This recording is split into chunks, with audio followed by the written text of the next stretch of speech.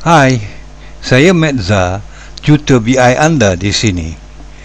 Pelajaran hari ini ialah berkenaan dengan punctuation, iaitu tanda ayat.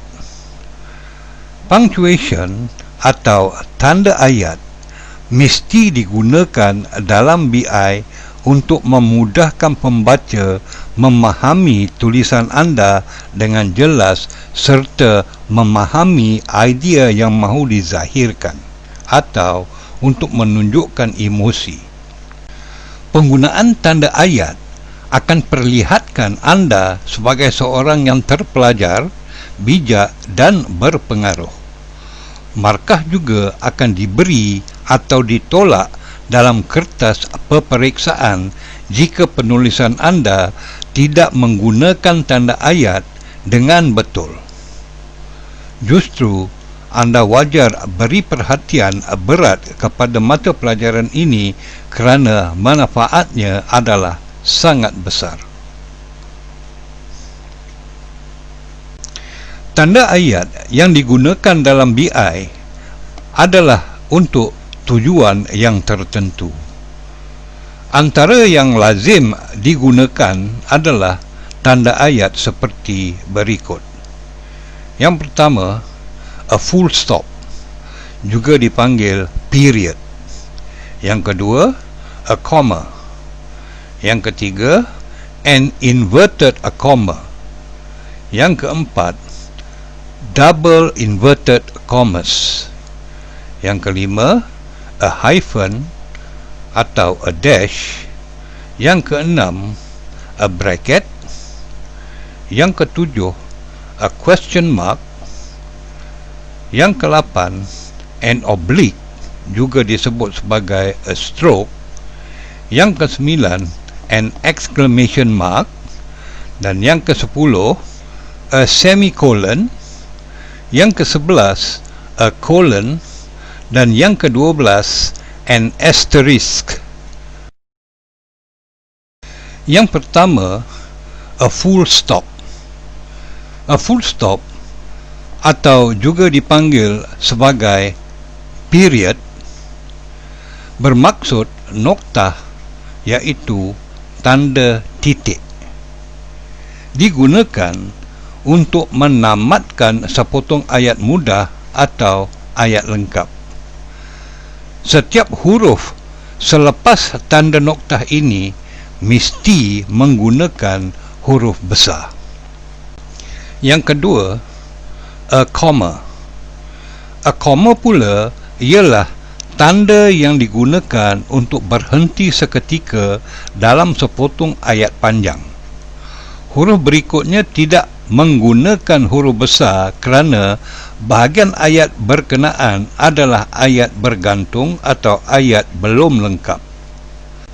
Penggunaan tanda koma adalah untuk memudahkan si pembaca supaya tidak sesak bernafas.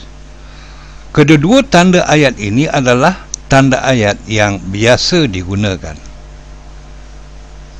Yang ketiga, an inverted comma. An inverted comma ini ialah tanda koma yang diterbalikkan.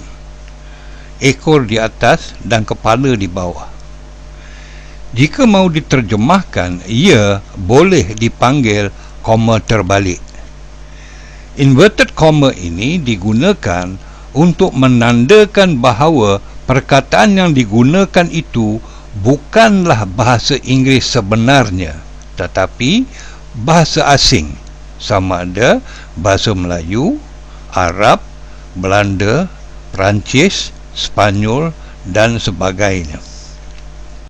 Dalam kata lain, mana-mana perkataan yang ditandakan dengan kurungan inverted comma ini tiada terdapat di dalam kamus bahasa Inggeris. Sebagai contoh, nasi lemak. Nasi lemak tiada dalam kamus BI. Dan jika diterjemahkan, ia akan disebut sebagai cream rice yang membawa maksud nasi lemak juga. Nasi lemak sebenarnya mesti mengandungi nasi berlemakkan santan kelapa, sambal, ikan bilis, kacang tanah, timun, dan mungkin lauk lain. Bukannya semata-mata hanya nasi berlemak sahaja. Itu yang dimaksudkan cream rice, nasi berlemak. So kalau disebut nasi lemak, dia membawa erti yang berbeza. Tanda ayat keempat ialah double inverted commas.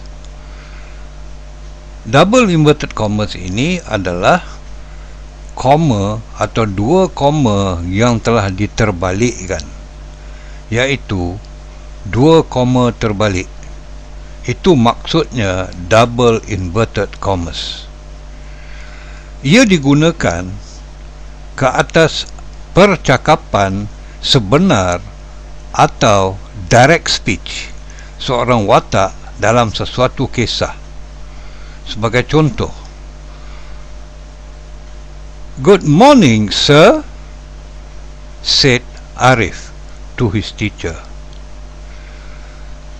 Good morning itu ditulis dalam kurungan double inverted commas, kerana itu adalah percakapan Arif sebenarnya, manakala yang lain itu adalah kata-kata penulis.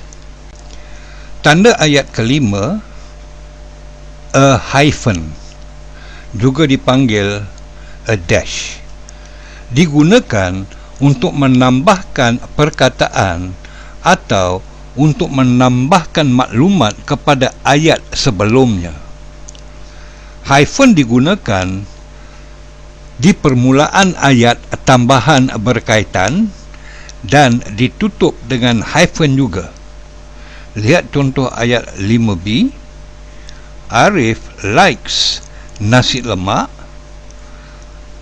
hyphen, the cream rice with sambal, egg, anchovies, peanuts, and cucumber, hyphen, which he eats every day.